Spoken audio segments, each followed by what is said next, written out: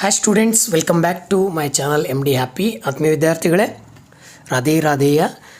ಈ ಒಂದು ವಿಡಿಯೋದಲ್ಲಿ ನಿಮಗೆ ಖಾಸಗಿ ಅಭ್ಯರ್ಥಿಗಳಿಗೆ ಮತ್ತು 1ನೇ ಪರೀಕ್ಷೆಗೆ ಹಾಜರಾಗದೇ ಇರುವಂತಹ ವಿದ್ಯಾರ್ಥಿಗಳಿಗೆ ಪ್ರಮುಖವಾಗಿ ಮಂಡಳಿ ಒಂದು ಸುತ್ತೋಲೆಯನ್ನು ಹೊರಡಿಸಿದೆ. ಸರ್, ಆ ಸುತ್ತೋಲೆಯಲ್ಲಿ ಏನಿದೆ ಅಂತಂದರೆ ಅವ್ರು ಹೇಳಿದ್ದಾರೆ 2026ರ ದ್ವಿತೀಯ PUC ಪರೀಕ್ಷೆ 1ಕ್ಕೆ ಹಾಜರಾತಿ ಕೊರತೆಯ ಕಾರಣ ಪರೀಕ್ಷೆ ತೆಗೆದುಕೊಳ್ಳಲು ಸಾಧ್ಯವಾಗದ ಅರ್ಹ ವಿದ್ಯಾರ್ಥಿಗಳಿಗೆ ಪರೀಕ್ಷೆ 2ಕ್ಕೆ ಮತ್ತು ಖಾಸಗಿ ಅಭ್ಯರ್ಥಿಯಾಗಿ ನೋಂದಾಯಿಸಿಕೊಳ್ಳುವ ಕುರಿತು. ಈಗ ಭಾಳ ಜನ ವಿದ್ಯಾರ್ಥಿಗಳಿಗೆ ಕಾಲೇಜ್ಗಳಿಗೆ ಬರೋದಾಗಿರಲ್ಲ, ಯಾಕಂದರೆ ಪರ್ಸನಲ್ ರೀಸನ್ಸ್ ಇರ್ತವೆ, 108 ಕಾರಣಗಳಿರ್ತವೆ. ಹಾಗಾಗಿ ಕಾಲೇಜ್ ಹೋಗ್ಲಿಕ್ಕೆ ಆಗೋದಿಲ್ಲ. ಹಾಗಾಗಿ ಕಾಲೇಜಿನಲ್ಲಿರುವಂತಹ ಪ್ರಾಂಶುಪಾಲರು ಏನು ಮಾಡಿದ್ದಾರೆ ಅಂತಂದರೆ, ಹಾಜರಾತಿಯ ಕಾರಣದಿಂದ ಅವರಿಗೆ ಪರೀಕ್ಷೆಗೆ ಕೂಡಲಿಕ್ಕೆ ಅವಕಾಶ ಕೊಡೋದಿಲ್ಲ.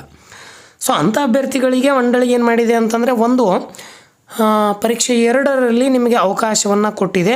ಸೊ ಯಾರೆಲ್ಲ ವಿದ್ಯಾರ್ಥಿಗಳದೀರಿ ಖಾಸಗಿ ಅಭ್ಯರ್ಥಿ ವಿದ್ಯಾರ್ಥಿಗಳು, ಸರ್ ನಾನು ಪರೀಕ್ಷೆ ಕಟ್ಟಬೇಕಂತಿದ್ದೀನಿ, ನಾನು ಸೆಕೆಂಡ್ PUCಗೆ ತೇರ್ಗಡೆ ಆಗಬೇಕು ಅಂತಿದ್ದೀನಿ ಅನ್ನುವಂಥ ವಿದ್ಯಾರ್ಥಿಗಳಿಗೆ ಇದೊಂದು ಸುವರ್ಣ ಅವಕಾಶ ಅಂತ ಹೇಳ್ತೀನಿ.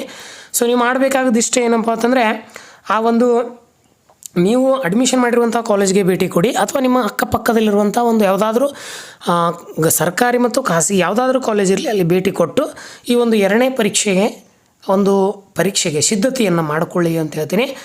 ಸೊ ಅದಕ್ಕಿಂತ ಮುಂಚೆ ಇನ್ನೂ ನಮ್ಮ ಚಾನಲ್ಗೆ ನೀವೆಲ್ಲರೂ ಹೊಸಬರಾಗಿದ್ದರೆ ದಯವಿಟ್ಟು ನಮ್ಮ ಚಾನಲ್ನ ಸಬ್ಸ್ಕ್ರೈಬ್ ಮಾಡ್ಕೊಳ್ಳಿ ಅಂತ ಹೇಳ್ತೀನಿ. ಈ ವಿಡಿಯೋವನ್ನು ನಿಮ್ಮ ಸ್ನೇಹಿತರುಗಳಿಗೆ ಶೇರ್ ಮಾಡಿ, ಕಮೆಂಟ್ ಬಾಕ್ಸಲ್ಲಿ ತಪ್ಪದೆ ರಾಧೇ ರಾಧೆ ಅಂತ ಟೈಪ್ ಮಾಡಿ ಅಂತ ಹೇಳ್ತೀನಿ.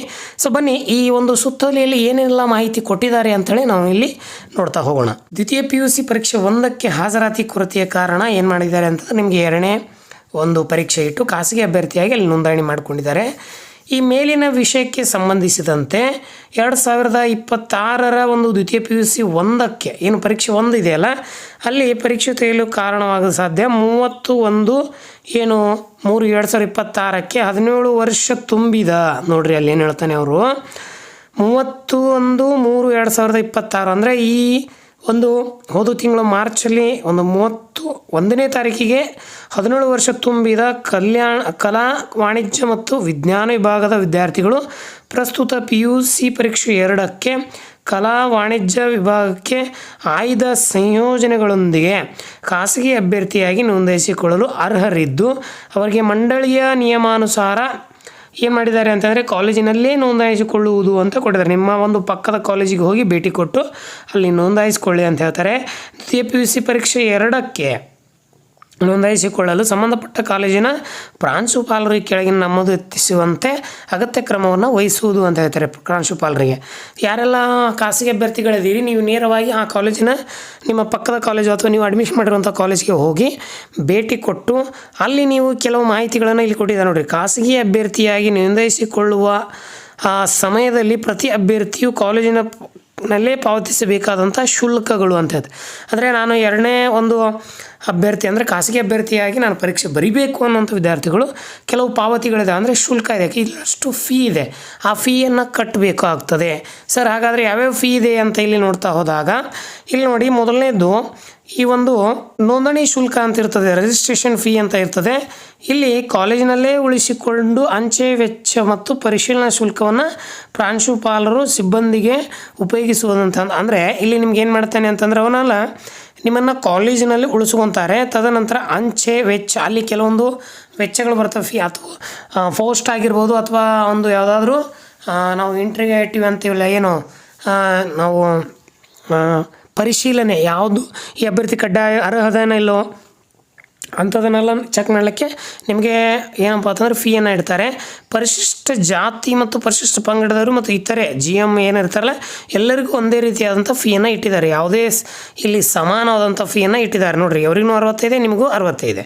ಇನ್ನು ಅಡ್ಮಿಷನ್ ಫೀ ಅಂತ ತೊಗೋತಾರೆ. ನೀವು ಸೆಕೆಂಡ್ ಫೀ ದಾಖಲಾತಿ ನೋಡಿರಿ ಹೆಂಗೆ ಕೊಟ್ಟಿದ್ದಾರೆ ಅಂತಂದರೆ, ಫಸ್ಟು ನಿಮಗೆ ಪ್ರಾಂಶುಪಾಲರು ಏನು ಮಾಡ್ತಾರೆ ಅಂತಂದರೆ ಫೀಯನ್ನು ತೊಗೋತಾರೆ. ತದನಂತರ ದಾಖಲಾತಿ ನಿಮ್ಗೆ ಅಡ್ಮಿಷನನ್ನು ಮಾಡ್ಕೋತಾರೆ. ರಿಜಿಸ್ಟ್ರೇಷನ್ ಫೀ ಬೇರೆ, ದಾಖಲಾತಿ ಫೀ ಬೇರೆ, ಅಡ್ಮಿಷನ್ ಫೀ ಬೇರೆ. ಸೊ ಇಲ್ಲಿ ಕಾಮನ್ನಾಗಿ ನಿಮಗೆ 400 ರೂಪಾಯಿ ತೊಗೋತಾರೆ ನೋಡಿ, 400 ರೂಪಾಯಿ ಖಾಸಗಿ ಅಭ್ಯರ್ಥಿ. ಮೊದಲು ರಿಜಿಸ್ಟ್ರೇಷನ್ ಫೀ 60 ಇದ್ದರೆ ನಿಮಗೆ ಅಡ್ಮಿಷನ್ ಫೀ 400 ಇರುತ್ತೆ. ತದನಂತರ ಕಾಲೇಜಿನ ಅಭಿವೃದ್ಧಿ ಶುಲ್ಕ ಯಾವ ರೀತಿ ನಿಮಗೆ ಖಾಸಗಿ ಅಭ್ಯರ್ಥಿಗಳು ಮರಳಿ ಅಡ್ಮಿಷನ್ ಮಾಡಬೇಕಾಗ್ತದೆ. ಅಲ್ಲಿ ಅಭಿವೃದ್ಧಿ ಅಂದರೆ ಈ ಒಂದು ಕಾಲೇಜ್ ಸಂಚಿತ ನಿಧಿಗೆ ಸಂಬಂಧಪಟ್ಟಂತೆ ನಿಮಗೆ 1,020 ರೂಪಾಯಿ ಇರ್ತದೆ. ಸೇಮ್ ಇಟ್ಟಿದ್ದಾನೆ ಎಲ್ಲ ಸಾಮಾನ್ಯವಾಗಿ. ಇನ್ನು ನಿಮಗೆ ನಾಳೆ ಪರೀಕ್ಷೆ ಮುಗಿದ ನಂತರ ನಿಮಗೆ ರಿಸಲ್ಟ್ ಬಂದು ನಿಮ್ಮ ಮಾರ್ಕ್ಸ್ ಕಾರ್ಡ್ ಬರಬೇಕು ಅಂದರೆ ಅದಕ್ಕೆ 80 ರೂಪಾಯಿ ಫೀಯನ್ನು ಕೊಟ್ಟಿದ್ದಾರೆ. ಹಾಗಾಗಿ ಮತ್ತು ಇನ್ನು ನೀವು ನಾಳೆ ಪರೀಕ್ಷೆ ಬರೀತಿರಲ್ಲ ಅದಕ್ಕೆ 400 ರೂಪಾಯಿ ಫೀ ಇರ್ತದೆ. ಮತ್ತು ಈ SC ಮತ್ತು ST ಅವರಿಗೆ ಯಾವುದೇ ಫೀ ಇರೋದಿಲ್ಲ ಅಂತ ಹೇಳ್ತಾರೆ. ಸಾಮಾನ್ಯವರಿಗೆ 400 ರೂಪಾಯಿ ಫೀ ಇದೆ. ಟೋಟಲ್ ಆಗಿ ಒಟ್ಟು ಈ ಸಾಮಾನ್ಯ ಅಭ್ಯರ್ಥಿಗಳಿಗೆ 1960 ರೂಪಾಯಿ ಇಟ್ಟರೆ, ಇಲ್ಲಿ SC ST ಅವರಿಗೆ 1560 ರೂಪಾಯಿ ಫೀಸನ್ನು ಇಟ್ಟಿದ್ದಾರೆ. ಯಾವುದೇ ಕಾರಣಕ್ಕೂ ಮೇಲೆ ನಮೂದಿಸಿರುವಂಥ ಶುಲ್ಕಕ್ಕಿಂತ ಹೆಚ್ಚಿನ ಶುಲ್ಕವನ್ನು ಪಡಿಬಾರ್ದು. ಹೆಚ್ಚು ಪಡಿಬಾರ್ದು, ಕಡಿಮೆ ಪಡಿಬಾರ್ದು. ಮೇಲಿನ ಶುಲ್ಕವನ್ನು ಪಾವತಿಸುವ ಸಂಬಂಧ ಪ್ರಾಂಶುಪಾಲರು ಮಂಡಳಿಗೆ ಲೆಕ್ಕ ಶೀರ್ಷಿಕೆಯನ್ನು ಕೊಡಬೇಕು. ಈ ಪ್ರಾಂಶುಪಾಲರು ಏನಿರ್ತಾರಲ್ಲ, ನಿಮ್ಮ ಕಡೆ ಏನು ಫೀ ವಸೂಲಿ ಮಾಡಿರ್ತಾರೆ, ನಿಮಗೊಂದು ರಸೀಟಿ ಕೊಡಬೇಕು, ಅದನ್ನು ಮಂಡಳಿಯೂ ಕೊಡಬೇಕು ಅಂತ ಹೇಳ್ತಾರೆ. ಇತರೆ ಪರೀಕ್ಷೆ ಶುಲ್ಕಕ್ಕೆ K2 ಚಲನ್ ಮುಖಾಂತರ ಪಾವತಿಯಲ್ಲಿ ಶುಲ್ಕ ಮಾಡಿದ್ದಾರೆ ಅಂತ ಹೇಳ್ತಾರೆ. ಕಡೆಯ ದಿನಾಂಕ ಅಂತ ಕೊಟ್ಟಿದ್ದಾರೆ ನೋಡಿರಿ, 17. ಇನ್ನೂ 5 ದಿನ ಟೈಮ್ ಇದೆ ನಿಮಗೆ. 17ರಲ್ಲಿ ನೀವೇನಪ್ಪ ಅಂತಂದರೆ ಆ ಒಂದು ಫೀಸನ್ನು ಕಟ್ಟಿ ಸೆಕೆಂಡ್ ಒಂದು ಪರೀಕ್ಷೆಗೆ ಮಾಡ್ಕೊಳ್ಳಿ ಅಂತ ಹೇಳ್ತೀನಿ. ಇಲ್ಲಿ ಒಂದು ಇಂಪಾರ್ಟೆಂಟು, ಪ್ರಾಂಶುಪಾಲರು ತಮ್ಮ ಕಾಲೇಜಿನಲ್ಲಿ ಖಾಸಗಿ ಅಭ್ಯರ್ಥಿಯಾಗಿ ನೋಂದಾಯಿಸಿಕೊಂಡ ಅಭ್ಯರ್ಥಿಯ ಮಾಹಿತಿಯನ್ನು ಪ್ರಾಂಶುಪಾಲ್ PU ಪೋರ್ಟಲ್ನಲ್ಲಿ, ಅಂದರೆ ಅವ್ರಿಗೊಂದು ಪೋರ್ಟಲ್ ಅಂತ ವೆಬ್ಸೈಟ್ ಅಂತ ಕೊಟ್ಟಿರ್ತಾರೆ ಪ್ರಾಂಶುಪಾಲರಿಗೆ. ಅಲ್ಲಿ 17/4/2000 ಒಳಗಾಗಿ ಅವರನ್ನು ಎಂಟರ್ ಮಾಡಬೇಕು, ಅಂಗೀಕರಿಸಬೇಕು.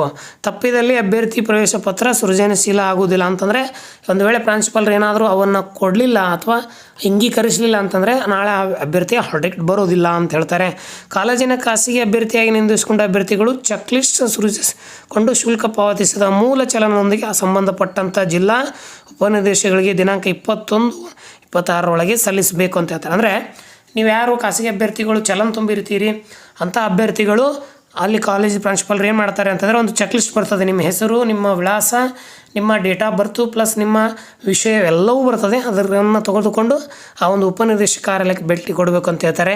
ಪರೀಕ್ಷೆ 2ಕ್ಕೆ ನೋಂದಾಯಿಸಿಕೊಂಡ ಅಭ್ಯರ್ಥಿಗಳು ಪ್ರವೇಶ ಪತ್ರಗಳು ಏನು ಮಾಡ್ತಾರೆ ಅಂತಂದರೆ, ಪ್ರಾಂಶುಪಾಲರು PU ಪೋರ್ಟಲ್ ಲಾಗಿನ್ನಲ್ಲಿ ದಿನಾಂಕ 27/4/2000 ಲಭ್ಯವಾಗಿಸಲಾಗುವುದು ಅಂತ ಹೇಳ್ತಾರೆ. ಅಂದರೆ ಆಲ್ರೆಡಿ ಹಾಲ್ ಟಿಕೆಟ್ ನಿಮಗೆ ಡೇಟನ್ನು ಅನೌನ್ಸ್ ಮಾಡಿದ್ದಾರೆ. 27/4 ಅಂದರೆ ಇದೇ ತಿಂಗಳು 27/4ನೇ ತಾರೀಕಿಗೆ ಕಡ್ಡಾಯವಾಗಿ ನಿಮ್ಗೆ ಹಾಲ್ ಟಿಕೆಟ್ ಬಂದೇ ಬರ್ತವೆ. ಎಲ್ಲ ಖಾಸಗಿ ಅಭ್ಯರ್ಥಿಗಳು ಕಡ್ಡಾಯವಾಗಿ ಪ್ರವೇಶ ಪತ್ರವನ್ನು ಮುದ್ರಿಸಿ ಸಕಾಲದಲ್ಲಿ ವಿತರಿಸಬೇಕು. ಪ್ರಾಂಶುಪಾಲರು ಏನು ಮಾಡಬೇಕಪ್ಪ ಅಂತಂದರೆ, ಆ ಒಂದು ಹಾಲ್ ಟಿಕೆಟನ್ನು ಆ ವಿದ್ಯಾರ್ಥಿಗಳಿಗೆ ಮಾಹಿತಿ ತಲುಪಿಸಿ ಅವರ ಒಂದು ಹಾಲ್ ಟಿಕೆಟ್ ಕೊಟ್ಟು ಪರೀಕ್ಷೆಗೆ ಸಿದ್ಧತೆಯನ್ನು ಗೊಳಿಸಬೇಕು ಅಂತ ಹೇಳ್ತಾರೆ.